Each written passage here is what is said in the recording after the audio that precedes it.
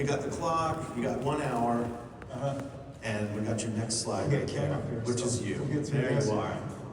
Okay, so I feel real honored and privileged to be here. I appreciate the invitation. I've heard about it for RetroMagic for a while. And also, one thing I'm very grateful for is just to be here with my Disney colleagues. I mean, I had the good luck of working with some absolutely fabulous people, and a bunch of them are sitting right over there. So, and we've been talking the last couple days. So yeah, I have to say, like Lou Gehrig did, you know, I feel like the luckiest man in the world. I just had so much fun. I mean, I tell people when they say, it must have been the most wonderful job in the world. And I say, well, it's like any other place. It's human beings. We have our layoffs and our budget problems and, you know, politics and all that stuff. But at the end of the day, we really can walk away and feel like we've done something special. And our families can enjoy it, and that's been great. And the other thing was working with so many fantastic people. You know, these guys and myself, we had the great fortune that we worked with the OGs, you know, the original gang. There's that wonderful picture of the whole bunch of them where everybody autographed it. It's in a lot of books. And I mean, Mark Davis, who was my hero and wanted to learn everything I could from Mark. Claude Coates, Sam McKim, Colin Campbell, Yale Gracie, had the great pleasure of working with him. Harriet Burns, Leona Toombs. You know, in hindsight, I think we all say we should have even tried to spend more time asking them questions, because we didn't know at the time how good we had. But Imaginary is a place. It's very unique. I mean, now there's a lot more places like it in the world, but at the time it was even more unique. And the PR people will say, we have 147 different professions here that make, you know, that work as a team. And so there was always something new to learn, always something to find out about, always different projects. And so I got to do many different roles. And as you can see, first of all, you can tell I was a neat freak. This is my office. And you notice the array of hats. I think I have about 50, and those are from different projects. The blue helmet is from Monsters, Inc. There's a Kilimanjaro Safari went up there, Nemo, et cetera, et cetera. We got to do some. There was always something different to do. And go ahead. Do I tell them what to? Yeah. Go ahead. Yeah. So my first Disney job, I didn't know there was an Imaginary. When I was in high school, my art teacher told me, "Well, you're interested in science and you're interested in art. Why don't you be a medical illustrator?" And I really didn't want to look at cadavers all day, and so I don't think that's for me. I did an art and literature major in college, and as a summer job, I went to Disneyland and applied for a job because I lived in North Orange County. That's what every kid in North Orange County did. And I walk in and I'm getting interviewed, and the guy said, "Hey, I'm applying to be a ride operator." Cool job, you know. And the guy says, "It says here you do caricatures. Could you do portraits?" And I go, "Sure." You know. And they handed me some chalk and some paper and said, "Okay,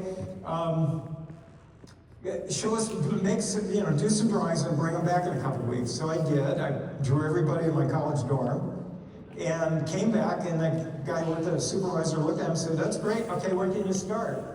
And so a couple weeks later, there I was with a smock on out on Art Festival Street doing portraits, and that was my summer job all through college. And it was wonderful because it's one of the jobs where you get to converse with the guests. You know, I'd have them there it was a 7-minute portrait. Mine were more like 12 to 15 minutes. And we got a quarter apiece, so it was big money.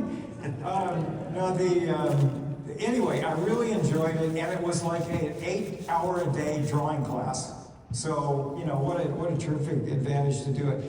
Years later, this picture is the original drawing that John Hench did to design Art Festival. And years later, I think this is 91 where he signed it. I had the printers downstairs, make a copy of it for me, the art library. And I brought it into him and asked him to sign it. And he signed it, and we're telling story, and he stops. All of a sudden, he looks at me, he says, "I'm sorry, I misspelled your name." And he says, "Chris Runco." Well, just tell him we were really close friends. Yeah. So I'm very proud of Chris Runco on that thing.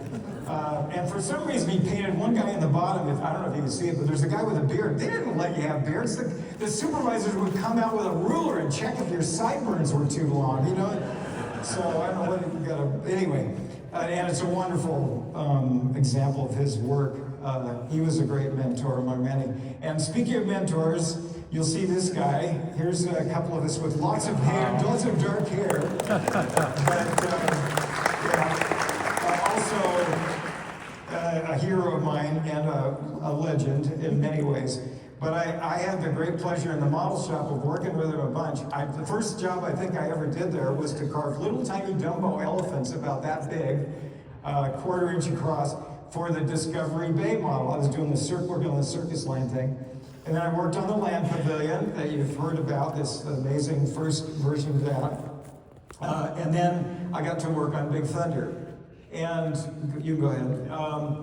I worked quite a bit on this show model and then on the rock carving, and I really learned a tremendous amount. And one great thing about Imagineering was there's this flexibility to let people kind of spread their wings. I think that's a tradition, and I think Tony can speak to that, but I think Claude, Claude Coates certainly did that. And he allowed me to design a lot of things as we did the work. I got to design parts of the load building as I was building the model. A lot of times, it's very iterative. We would get blueprints, and I discovered they're not gospel. That we could change things. The design changes as it goes along until it's in concrete. And we even change it when it's in concrete, much to the chagrin of the project managers. But one of the things was, Tony said, "We've got these leftover characters. They can call me out later if I lie about any of this." He said, "We've got these leftover characters from Nature's Wonderland. Do you have any ideas about what to do with them?" So I did a bunch of sketches, and one of them was this goat eating dynamite in a little shack. And we built it. And so it's there, years later, one of the young designers at Imagineering said, "Well, that means if you did that, then did you invent the goat trick?" And I said, "What's the goat trick?" And he says, "Oh, let's go to the park." So we went to the park and we did the goat trick. I just got dizzy. I don't know about anybody else, but I didn't quite, it didn't work for me. Explain what the goat trick is. The goat trick is, that's at the top of the drop, just as you start to go down. And he's looking at you. And the idea is that you're in the car and you keep your eyes on him as you go around that turn and accelerating, and it kind of makes the whole world spin. So, you thought that ride was tame, right? That's the part. And you thought that ride was semi-tame. Yeah. I don't think it's tame. I love it, right? It's got great moves. It's every great roller coaster has a rhythm, has a music to it, and this is one that's got it. I will just quit. Yeah. Big Thunder Mountain is my favorite roller coaster. Of all the Disney roller coasters, it is, I think, the funnest. Like, I know it's not the biggest and it's not the fastest, but for my money, it's still the funnest roller coaster. I still love those little surprises where you see The surprise is amazing. I remember riding as a kid and you didn't expect that. And you're still another one, while we're talking about roller coasters, shout out to Tim Delaney. One of my favorite roller coasters in the world is the Incredicoaster, which used to be Screamin'. I love that one. It's got great rhythm. It's got great rhythm and pacing and moves, and it's got the best loop in the world. Because you go up and you get to the top and you go, "Are we really going to make it?" So anyway, so again, this is a funny thing happened. So I'm in the model shop, and the special effects guys were down to 10 people, and they asked if they could borrow somebody from the model shop to do mock-ups for them. And Bob Sewell, who I think really wanted to get rid of me anyway, he said, "Take Chris." So I went over and started building mock-ups for the special effects people, and Bill Novi, Mark Fuller, who owns Wet Enterprises, Bill Novi was a wonderful guy too. And I ended up staying for 8 years in special effects. We did Epcot. That was where it's focused. But so I've been working on the Big Thunder model. The first thing they put me on is working on the effects in the Batcave. And then I got to go down and help install it. And I just, because I kept doing the artwork all along, I did the, Imagineering, you can walk around those halls, it's like a continually changing art gallery. All this inspiration, this beautiful art. So I kept trying to learn from all that beautiful work. And this is a sketch I did of the Batcave. And in fact, I went down one day and that original, they don't do this these days, but that original was, the painters had it there with plastic over it. They were literally painting the room looking at my sketch, which is cool. So anyway, so I'm in special effects, and boy, that was such a blessing, because we got to not only work with all the designers on all different parts of mostly Epcot. We did some Space Mountain stuff too, which was fun to work on those classic attractions.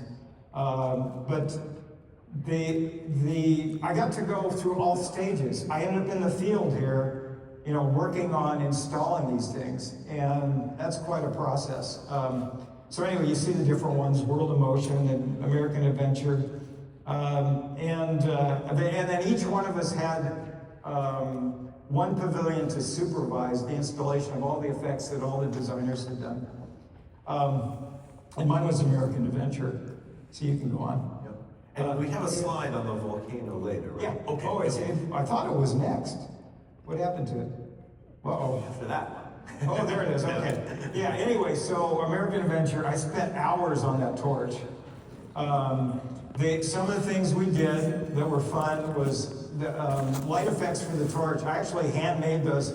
We made the imitation stained glass, which was plex with resin on it, textured, and then colored lights, beautiful, these interesting, unique projectors on the inside. I worked on that. One of the guys had come up with a great cigar and, glow and smoke, and I was helping him install that. And fiber optic stars was fun. That's on the field behind all the statues on the side. And one of the guys came up with a great idea about how to install them, because we had to art direct them. We got a pellet gun, and with the darts, and I would go out in the middle of the theater and go, I want a star right about there. My hand got tired, but it was great. And then the electricians would go back and drill a hole, put the fiber optics in where I shot the dart, So yeah, we got to do some fun stuff. But my favorite thing about this is that I was there, probably 24 hours a day. Special effects would program last, and that show, we kept working on it, trying to get, the best show in Epcot, one of the best shows in Epcot is behind the scenes in American Adventure. Watching those lifts go up and down and everything works. And very complicated, lots of sensors. If you didn't get everything right, it didn't work. And we could never get past the submarine scene. We've been programming for months. And one night, I'm literally sleeping on the carpet, waiting for my turn to program, in the aisle. Yeah, I took naps there.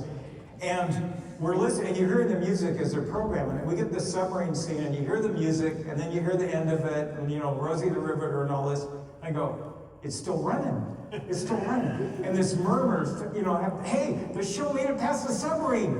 And literally, 3 o'clock in the morning, hundreds of people came in the next 5 minutes. We're in that theater, sitting there watching, and we got all the way through the show for the very first time.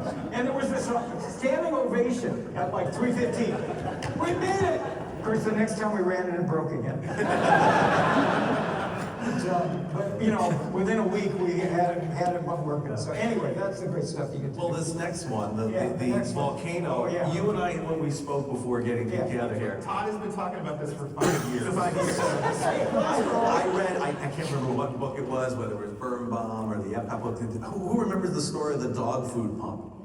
Yeah, right? That's true. We have the truth here. So and he's going to tell us what it kind of was made of. So if you get yourself a dog food pump and you get the glycol and things, you can make your own volcano. So. Yeah, it was, we had one of the best, the most outstanding fountain fluid, designer in the world, Mark Fuller, whose company's done these great fountain systems. And he was there, and we were working on all these different fountain effects. With this one, I was doing lots of projected effects. So this one is a Yale Gracie style clouds with fiber optic stars that would go up, you know, and fall down. And then styrofoam bees, they're popping up out of the volcano. And then we did the lava down close. And I think the mock-up was actually next to this one. We came up with doing, we went through a million different materials, but we ended up using a combination. There's, like we looked at bentonite, which is used in mining. We used kind of a combination with Cavasil, I think it's called. It's a fiber in a glycol solution, and then added UV paint, and then we backlit it. We put it in a clear trough with UV. All right. And that, now, keep in mind that Yale Gracie pulled that off with rolls of foil. The motor, you know. Right. So, but yeah, it was fun doing lava, and you had to be careful if you let it sit too long, kind of congealed, and then you had to kind of get it moving again. But it was a dog food. We went through several kind of pumps. To get, but dog food pump worked the best. It was because of the viscosity. Yeah, exactly. The viscosity had to match that. So, yeah, I never want to see a dog food factory. So anyway, so we finished that. We go through this huge turmoil that the Disney company went through. We go from over 2,000 people down to about 500, I think, 600. And there's little jobs to work on. I managed to stay around. And a job came up, which was just they wanted ideas for a walk-around character. And I've been fascinated with robotics since the Bird Robot. Oh, yeah. I love Bird Robot. Bob Rogers' Bird Robot. He's fantastic. Best thing, the personality it had. And so anyway, I started drawing. I went to a couple robotics conventions, which were adventures in themselves. I went with Mark Miller, great animator, you know, build animation. Anyway, these are some sketches I came up with of different ideas for walk-around characters. There were a bunch more. And one of them got picked, and what we did, this was actually a test. There was a wonderful guy who did this as a small business. He built this robot, and he operated it with the whole hand in the camera bag trick. And I loved it because kids would walk up in camouflage pants, and the robot would say, "Why do you look like a tree?" You know. But he did a great job, and what we did for this test was we made a costume. And I love the fact that you notice how perfectly level his badge is. I put the badge on essentially crooked, you know, I build crooked things, you know, like Typhoon. And Norm Burgess walks up and goes, "You can't do that. Operations keeps them just perfectly level." And he fixed it. So that's the way Gyro does it, absolutely level. We all know the next one. Yeah, so anyway,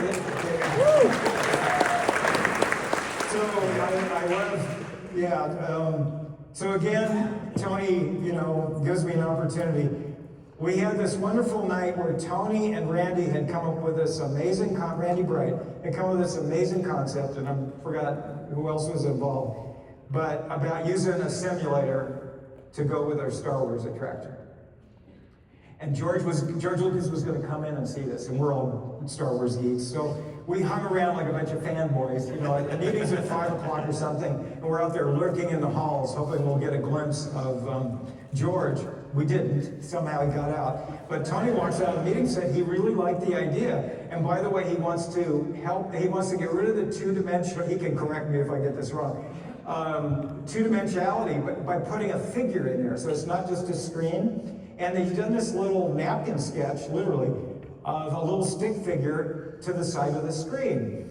And we're all going, "Whoa, this is cool." And he said, "Do you want to take a shot at it?" And I said, "Sure." And I have several of it. So we all drew up a bunch of us drew pictures. I think I drew them in my garage at night, like in a little studio. And the original sketches are there behind me on the wall. Just different versions. Some look like robot arms. And I gave them to him. About a week or two later, he came over and found me in the model shop and said, "They want to build your robot." And I was in hog heaven. You know, it was like, wow, this is so cool. And there he is. There he is. Yeah, we built a full-size maquette to go on a full-size cab.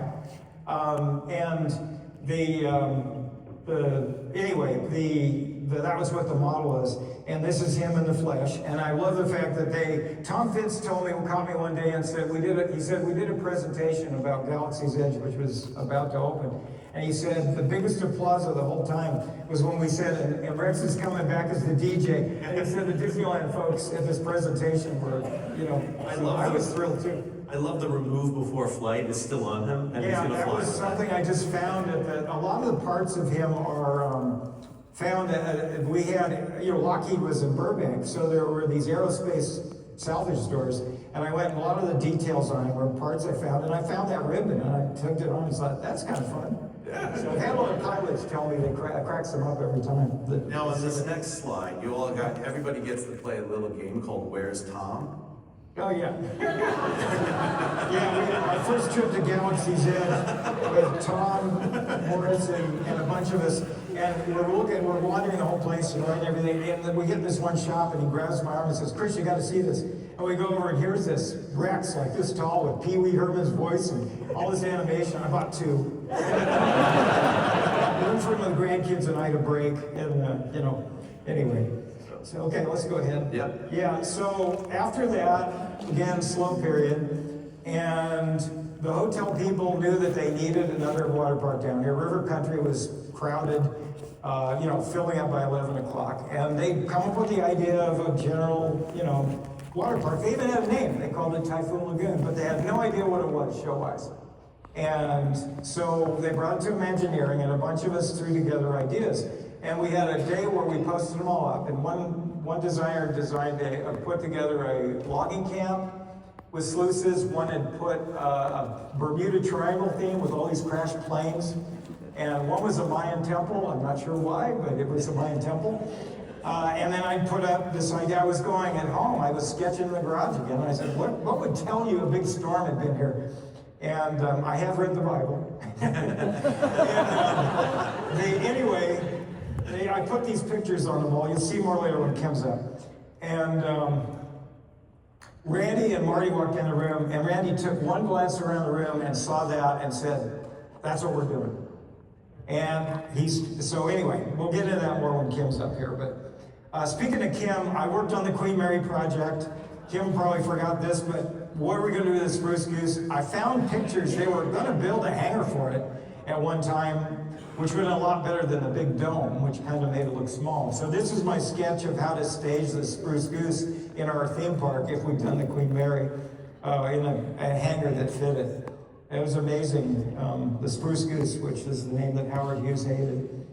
And you can visit it up in Seattle now. Yeah, that's right. It's still around. So I got to work on Animal Kingdom. I worked on Harambe Village. I'm the guy that got to lay out where the telephone wires, props and things were. I thought Dorothy was crazy at the time. I said, are you kidding? We're putting this in a theme. And that was the first time there was an attempt to do a really realistic version of an environment instead of the idealized version. Yeah. And which is a beautiful idea. Kelly Ford, who was the show producer, told me that some of the people they met with in Africa, advisors who came out when they opened the park, walked in there and said, I feel like I'm home. Wow. This is a part of our country.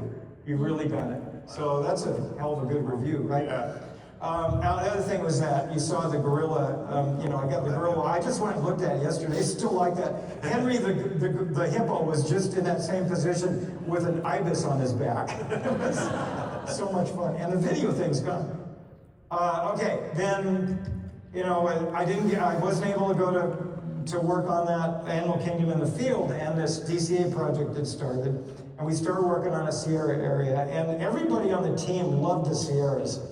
So it was a labor of love, and this is my idea about putting, making the mountain emblematic, a sculptural thing, and some sketches of what it was going to be, and then you can go to the next one, and there it is in real life.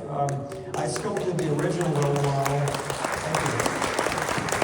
And again, I'll quote somebody like Rolly Crump always said, a good project starts with three things: research, research, and research.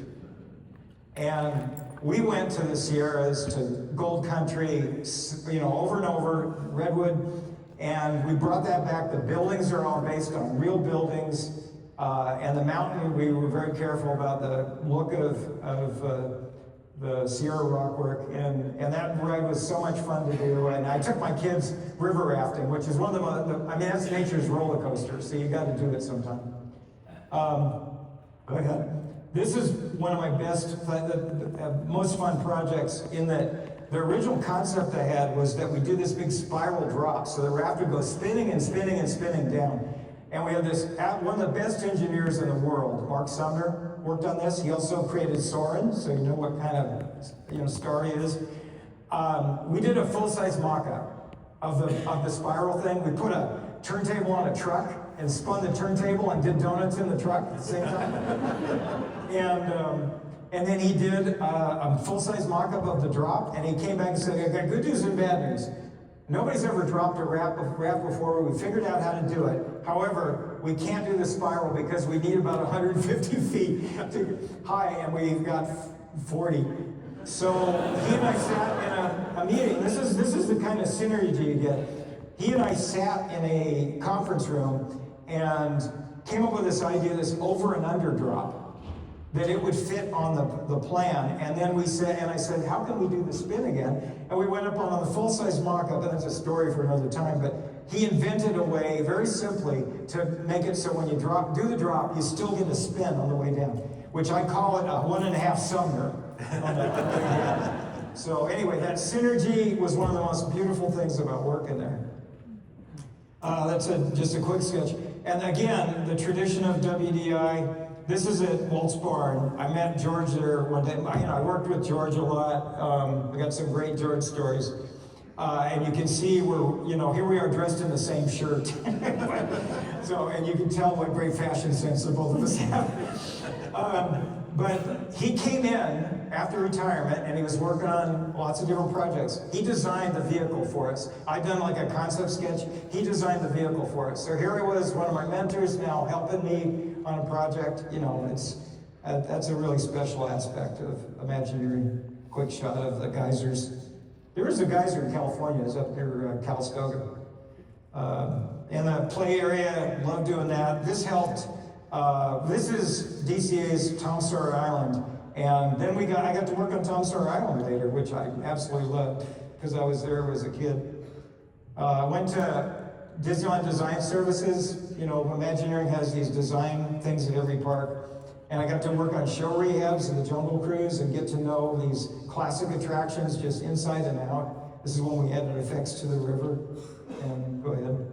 And Mansion, when we added the enhancements of the attic. We did not. We got the axe to appear but we didn't get to do the smiling head. So, I got part of my wishes come that. They came up. Kevin Rafferty and Robert Coltrane came up with the idea of changing the ride that shall not be named. And they did this incredible idea of how to do an overlay and make it into Monsters, Inc. And I got to art direct it. They called me back to Imagineering to art direct it, and I got to do the field art direction. I just love that. I love the movie. I love those characters. And I actually then got a chance to art direct a whole game upgrade, so to speak, of the one in Tokyo, which is even more beautiful. Worked on Nemo again with Tony and Skip Lang. He and John Lasseter found out that there were areas in the ride when they did the mock-up that were kind of empty, so they asked me to drop some animation ideas that we could do real physical animation in space. So this was some of those sketches. Darla, I just remembered her name for the movie, and then Pirate's Lair. And this was so special to work on. I'd grown up going to Tom Sawyer Island when I was a kid. I knew that Walt worked personally on this. I'd read all the stories, I'd seen the pictures, and Matt Weemat and Greg Everett asked us to do an overlay, and Ray Spencer and I got to do an overlay of this. And then the caveat was, you got to get it done in 6 months, which is crazy fast for Imagineering, because they wanted it to open day and date with the movie. And we did it, and we didn't do everything we'd love to have done out there, but we did it. You can go ahead. This is one little aspect. I think I did that on the train going down to Disneyland, the sketch, and then handed it to the guys, and they built this in like a week. So, the persistent pirate who won't let go, no matter what. And I want to finish this up. Yep. Let's see. Yeah, good, we're there. I got to work on The Dream. Joe Lanciso was art directing. And they said, come up with an idea for characters, and this is the one they picked. That Mickey, by the way, Scott Goddard carved him, and he's about 25 feet long, so he's a rather large mouse. Yeah, the ship dwarfs it, so I can see you. Anyway, so that was it. All these people working together, and we've got one end product, and that is fun. And that's the goal every time. And you know, if we're having fun, chances are you're going to have fun too. This one, after Imagineering, I've done something. I designed a character for the Burbank Library. Walk around character, Dewey. It was fun. But Kym, who's about to come up, asked me, he was on the board of directors at Descanso Gardens, a wonderful place near us, to design some walk around characters. And this was Amelia Camellia and her friend Rhododendron. So, which I would still love to do, but he couldn't convince them to do it, so it didn't happen. But now we'll go to Typhoon Lagoon and bring up the guy who's responsible for one of the most wonderful aspects of it, and an awful lot else, and my dear friend, Kym Murphy.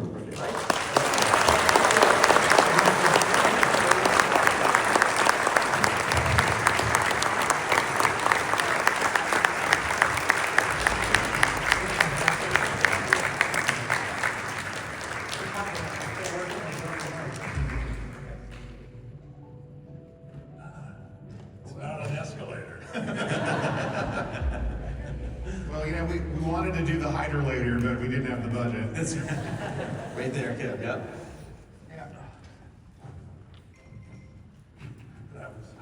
That was fantastic.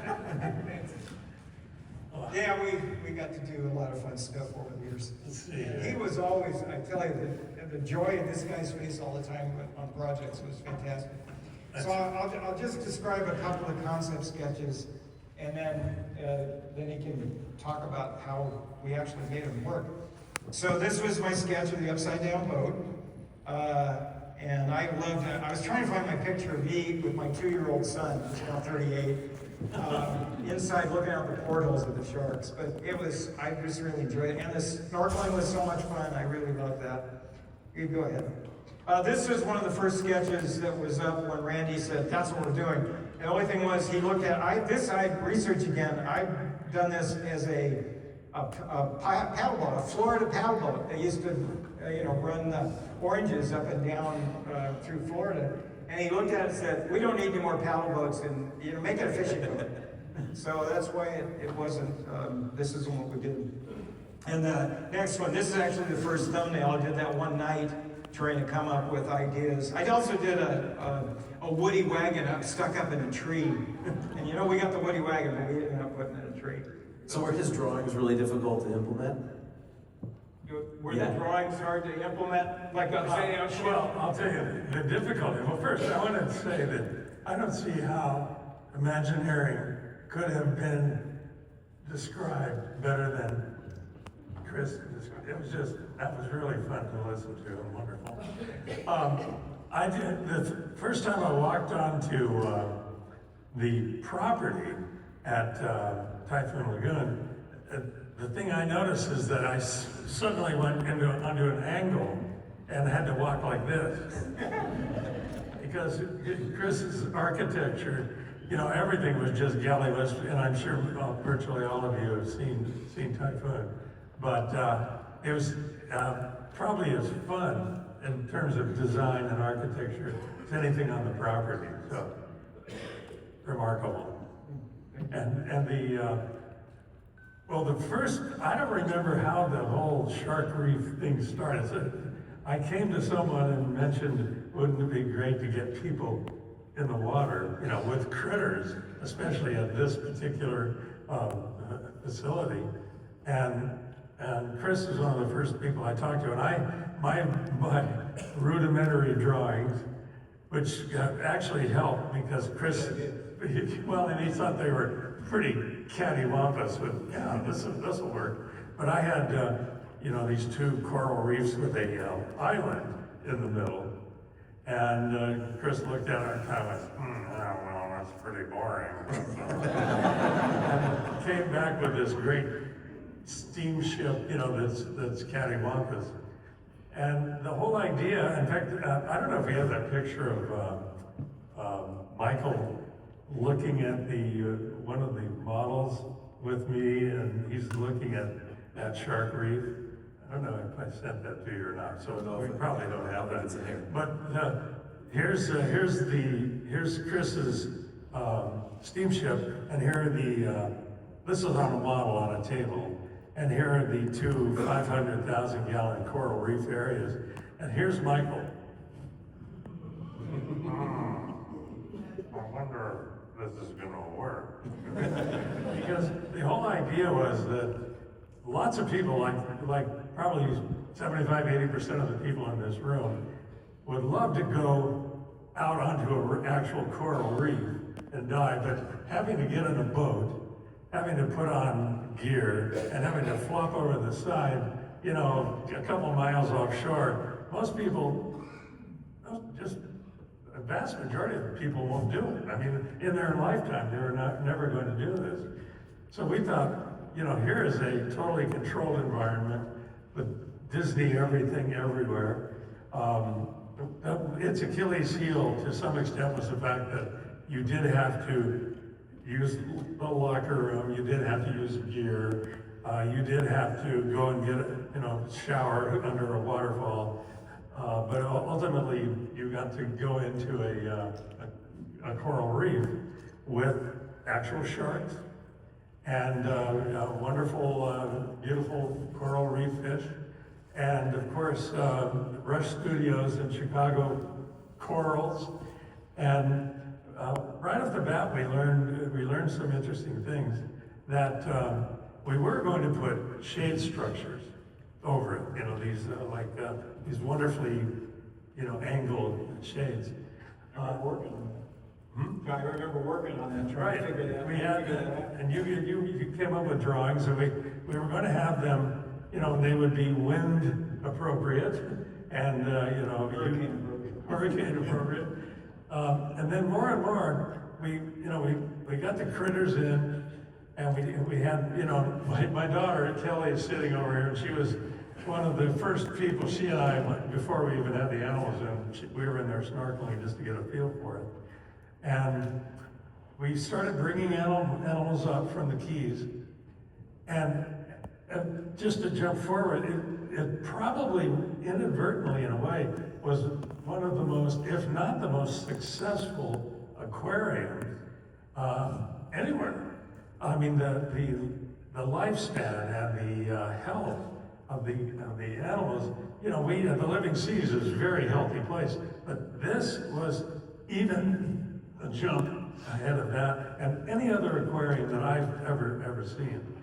And I think the reason being, first we did things that no one had ever done with aquariums, like we did with the Living Seas, with reverse flow biofiltration. So when you went into the Living Seas or into Shark Reef, the water is actually, the filtered water that's pristine is coming up through the sand.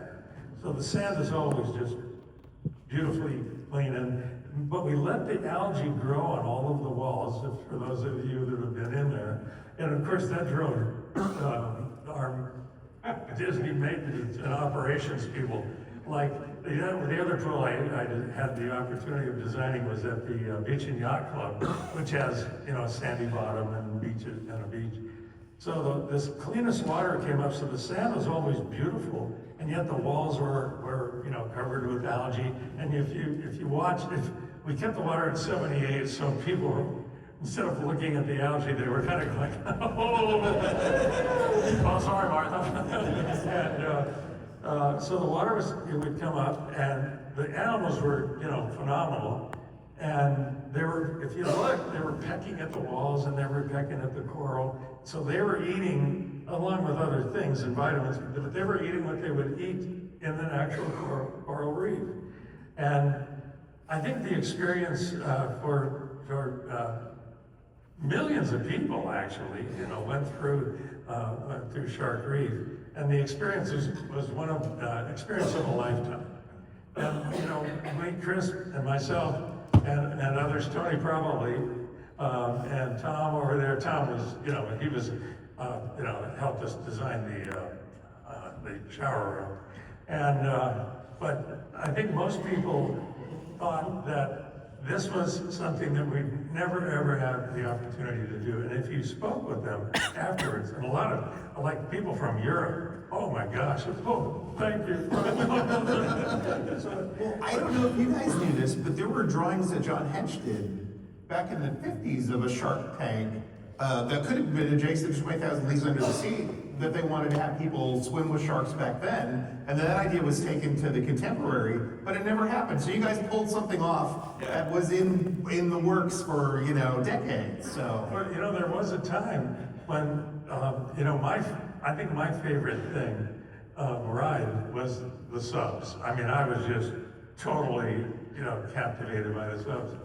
And there was a time when, the sub ride was going to go away, and, some of us got together and said, oh my gosh, we can't let that happen, unfortunately. But what we were going to do is to actually turn that into a saltwater system. So we're going to get all the metal out of it and go with PVC and go with, sophisticated filtration and put real critters in it. And we were going to have a walkout area, so not only could you ride the subs, but you could walk out to a circular area in the middle where actual sharks were swimming under you. And I think that would have been, just a remarkable experience, but that went the way of some of the other. A lot of great ideas. Great ideas. Still in the archives. I've got to mention one little thing that came to mind as Chris was talking. Prior to Disney, I was at SeaWorld, so saltwater was something that I was in my blood, and I had to, go over to SeaWorld occasionally to get an extra quart, which was nice. And then I was at Marineland, and Tony and I used to, when I was still at Marineland, we'd get together and chew the fat, and so I had lots of marine experience and theme park experience because they as well were theme parks. But my first day my first actual day at WED, or WED Enterprises, was in Orlando Ferrante's office, and he had what eventually became, I can't remember. No, but it was that corner office. And I sat down with Orlando, and he said, first we had a little walk around, and WED Enterprises, or Imagineering, like you described, it's just like, it's getting a candy store, and especially if you're a theme park person, it was way beyond anything I could ever have even imagined in terms of skill and the individuals there. And so I sat down, and so Orlando walked me over to what was going to be my new office, and it was this little corner cubicle between Exitensio, Albertino, Herbie. I was in and amongst these legend beyond legends, and they were so great. I mean, these guys could not have been nicer. Here is this blonde guy from Marineland and SeaWorld, and you would have thought they would sort of go, oh boy, what was that about doing? But they could not have been nicer. They were just the nicest guys in the world. And We've got some. I wanted to have you talk about about the wave machine. okay. And so we got some images. Oh, well, here we are. Yeah, we have a video. We have a video here first of your famous thing that you did. Okay. You want to tell a little bit? That was a feature on the Disney Channel. Oh, yeah. It's, There was a special. I think it was a Disney Channel, maybe promoted elsewhere. Actually, you can find it on our YouTube channel. We have a copy of it. It was Imagineering Typhoon Lagoon, and so here we have the intro clip where you have your very famous line. Hello, I'm Eric Boardman, and welcome to Walt Disney Imagineering. Here, folks take flights of Disney fancy and turn them into three-dimensional reality. Over here is a model of a new addition to Walt Disney World in Florida. It's called Typhoon Lagoon. Chris, Hi, Eric. what is Typhoon Lagoon? Eric, it's 50 acres of fun. We believe it's the most incredible water park anybody's ever built. We have body slides, we have raft rides, we have Westway Creek, we have Shark Reef, and the centerpiece of it all Chris, you were there from the very beginning for this idea. How did it develop? We really started with the name, and we tried several different versions of theming. We tried one design that was a military bivouac from the 1940s, and we tried a logging camp. Do all your ideas happen here at the office? Well, it doesn't always happen in an office. We have some great ideas. We make a career out of drawing things on napkins in restaurants. In this particular case, I was in my garage, actually, one night, and doodling a couple of things out, and came up with this little sketch of the boat stuck on top of the mountain. Our story is that there was this wonderful little quiet resort. And one day, this furious storm, enormous, world-shaking storm, rocketed through the place, sending the buildings this way and that way, and planting this fishing boat smack on top of Mount Maiden. There we go. Little slice of time too. There was so much going on Yes. while you were developing that. Like, I'm imagining must have been crazy with all the projects. With Disney MGM and Pleasure Island and Typhoon Lagoon. Seeing that little walk he takes past like 10 projects worth of models. We mentioned this, just here's two ideas that never happened. We were talking about this yesterday. That we had a design for a hot tub grotto in the cave area where, where the lazy river goes through. Didn't happen. And a swim-up bar attached to a Typhoon Tillich. When I walked out there yesterday, I said, yeah, it could have been right here. Didn't happen. So anyway, go ahead. Let's just name drop again. Colin Campbell went down, who is a wonderful artist, as you know. He field art directed this until he retired. And then I came down and he trained me, and then I got to direct the rest of it. But that's this is one of my favorite memories, is working on that boat with him. The guy who brought the crane in to lift it on the mountain, which you'll see a picture of, the crane operator said, "That's an amazing boat. Which port did you find that in?" And it's plaster. That's plaster. That's made out of rebar, like our other rock work. And he thought it was a real boat. Well, it's a testament to your work, your hard work. Yeah, and here's your buddies, Jim and Nestor. So they worked on Shark Reef with Yeah, the fellow on the left, if we're left and right here, I think it's the first time this happened, when all of the valves and the intricacies of Shark Reef were computerized. So Jim Ring, the fellow on the left, could actually tune up the system from San Diego. So he'd be sitting there at his desk. And Nestor Ramos was the Argentinian who, did the mechanical sizing on the pipes and pumps and so forth. And as I said, it was an extraordinarily successful aquarium, which was about a million gallons with both sides operating. And you can see we weren't having a good time, and we weren't even remotely happy. But it was a great group of people, and people from outside outside of WED that came in to work with us just thought that it was an experience of a lifetime, which it literally was. And don't forget, you got Tim Delaney's wonderful painting of sea mix clear behind you. Yeah, I was going to ask what that was. Oh yeah, there's one of Tim's beautiful renderings of the living seas. And I have one on my wall, which was obviously not supposed to leave the building. Somehow, and I think my son has the other one original.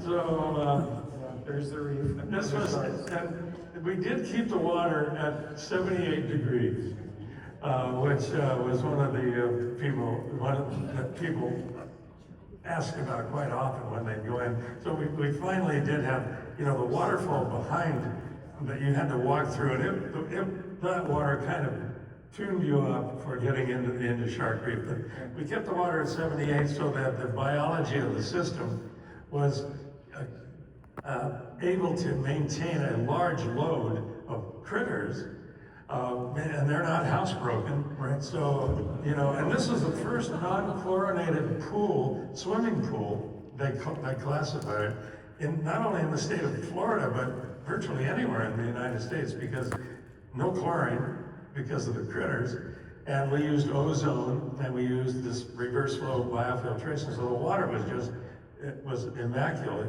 But the 78 degrees also helped us maintain a biological, because not only were the fish not housebroken, the people were.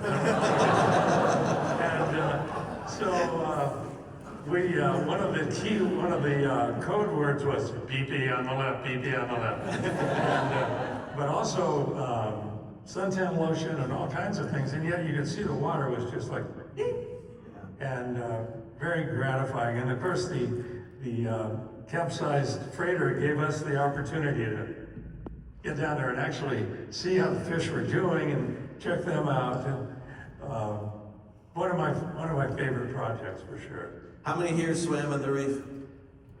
Look at that. There you go. Well, good number out there. By the way, I worked on, I came down for one project where we were talking about what to do with this. I told them to make it twice as big. Yeah. I literally said, you know, because they were talking about, we think we're gonna take it out. I said, no, make it twice as big. Have you been to Discovery Cove? Right, Make it bigger. Didn't convince me. So, but what a wonderful experience. Unfortunately, when you do something this different for Imagineering, there were the operational costs were high, you know, much higher than the average ride. And that was a problem right from the beginning. We had to continuously convince them that it was so great and people loved it so much. And we did. We managed, I don't know, how many years was it? I don't know. Whatever it was, we did manage, you know, millions and millions of people. 30 some odd years. So we fought the good fight, that's for sure. Well, our next video is from the same Imagineering video, which is a little bit about the wave tank. So we're going to show that, folks, and then we can talk about how the wave tank worked. So, here we go.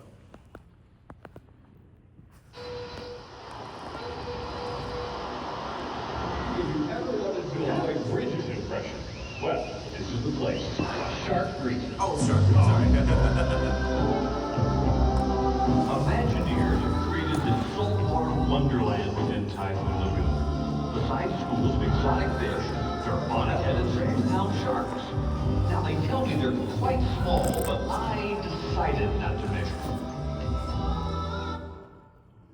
And that's all they did on the entire Shark Reef, which is unfortunate. I apologize. I thought we had the other video, but let's talk a little bit about the wave pool, though. Yeah, how that operated and all that.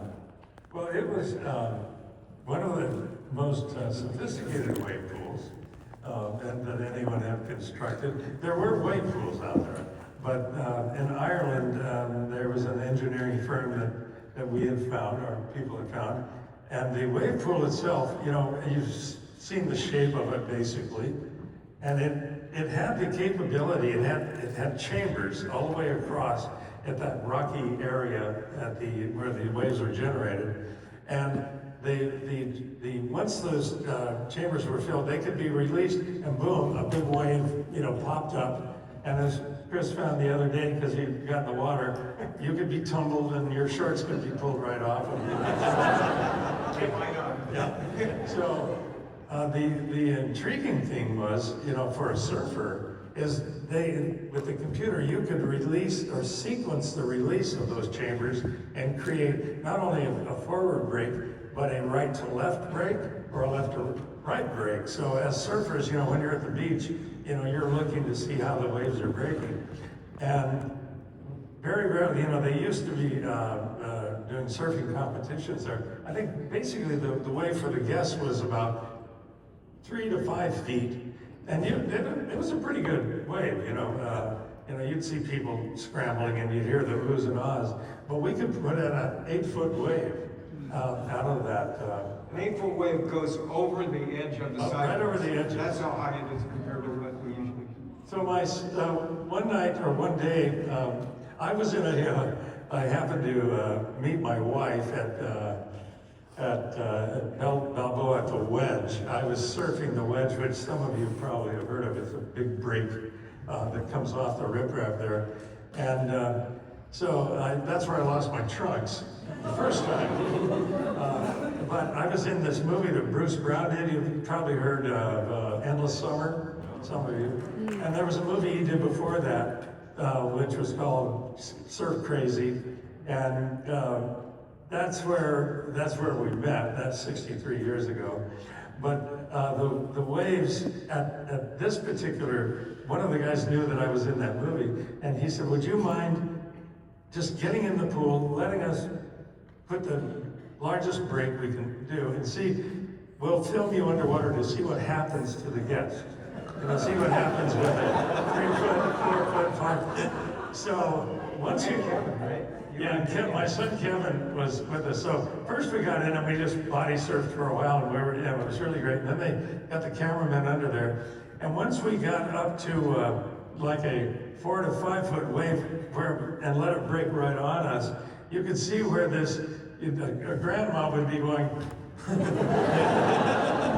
So we did learn a lot from that in terms of how big we could go and still have fairly decent guests, commentary. Kym, that matches with the way that Wed tested the slides at River Country. Remember our River Country episode? There's the story of Munis and everybody, and they would just stack the slide on another set of crates and just keep going up, and when you felt pain, that's the size we could go. So I can see you had it. Well, there was an inadvertent story where Dick Nunes, who I'm sure all of you have heard of, Dick Nunes was also a beach guy in his formative years, and he wanted to be the first person in the wave pool to actually ride a wave. And so everybody said, "Oh yeah, Mr. Nunes, no problem there." And then he found out that Kevin and I were out there body surfing, and he, son of a then he kind of, gave us a hug. But I mean, it was water under the bridge by then. He had to be number 3. That was not his normal number. And you did some digging. That's right. I heard about this. It had not been documented. I wanted to prove this. So I dug around, got a hold of the WI archives. They dug around with the help of AI. We managed to find an image of this first moment, of this first surfing wave. Kym. Exactly 37 years ago today. And all of that's true, I swear. Everything about it. AI is getting really good. It's really good. It took years off your life, Kym. It really did. You can see my mask too is bifocal. Oh boy. Yeah, that shows how the wave could be, you could create the, right to left and left to right, which gave you really a dramatic feel for actually being a surfer. Now, a quick question on that. How quickly could they, when the wave is being made right now, we give, you're giving surfers, the swimmers time to regroup. It was pretty quick. How quick could I it? don't remember exactly. I asked him yesterday. 3.5 you did? 4 minutes. 90 seconds. Oh, 90 seconds. Yeah, I was in it yesterday. Wow. So I was trying to film it. The lifeguard said every 90 seconds, unless I push the button because somebody's in the wrong place. I wonder if they could go faster. And the It's interesting, just that water's got to fill those tanks. Right. And they're huge pumps, right? So, and each tank, contained, like 10,000 gallons or something. But one of the fun things was when those tanks released, they made kind of a sound, and then that transferred to the 492 people out there who went, whoa! That's what I was going to mention. A concluding thought kind of about this is that this tells me the reason we do what we do. And I've heard this from a lot of Imagineers. And that was, I was out there that first morning when we dropped the ribbon and let Gus in, and they all clambered out and got their seats on the beach. And then they went out in the water, and of course the water's just flat. And a couple minutes later, with hundreds of people milling around out there in the water, that happened for the first time. That whoosh! And the scream was priceless. People screaming they're in terror and delight. And I thought, this is why we do what we do. They have those moments where you guys, all of us, go out there and enjoy it like that. That's every bit of the effort and everything. Those are the moments that tell you why we're Imagineers. Now, on a slow day, they would call Chris and I and Tony and a bunch of us, and if there were not enough people in the pool, we had to go, woo! I was out there yesterday, and it happens every single time. Yeah. It is by far my favorite park. We've been there many, many times and it's enjoy it. very cool. And I even told both of you, when we miss it, we have a playlist at home that's Typhoon Lagoon surf music. And then I learned today, listening, that you told me that the different areas have different music. Yeah, albums. and I got to pick those. Oh, it was fun because we got the beach music. Yeah. In fact, yesterday as I walked in, a little bit of karma. The first song I picked for the soundtrack was Jimmy Buffett Volcano. And I walk into the park and what's playing? But steel drum version of Jimmy Buffett Volcano. Perfect. Thank you. They welcomed you back. Welcome you back. That's right. And there's sea chanties over by Typhoon Tilly's. We got those at UCLA Library. I discovered that most sea chanties are R-rated. We had to edit them some to get them in there. And there's over at Leaning Palms, there's 40s music, or 30s and 40s music, and that's really special to me because that was actually recorded from my mom's old 78s. Glenn Miller and Tommy Dorsey and Andrew's sisters actually brought those in, and Glenn Barker recorded them, and we made the tape off from my mom's records. Wow. So, Great little bit of history. yeah. So we've all got, Pat Brennan, Patrick Brennan did the rock work, and we had a little boat there with Kate, his daughter's name on the side of it, and our little personal part of having it.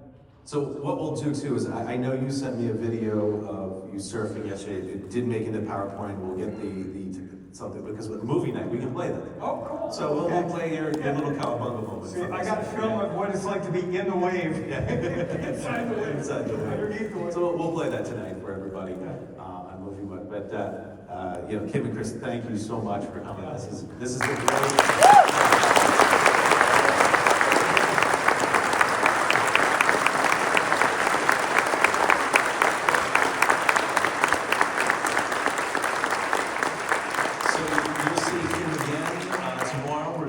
Living Seas panel, where we can talk more water, right? And more salt water and more tanks. And you bring in a few gallons with you. Is it original?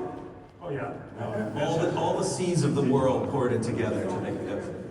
So we're going to have our break for lunch now. We will work to get you new QR codes as quickly as we can. Again, if you'd like to make a donation, lbphistory.org/donate is where we go.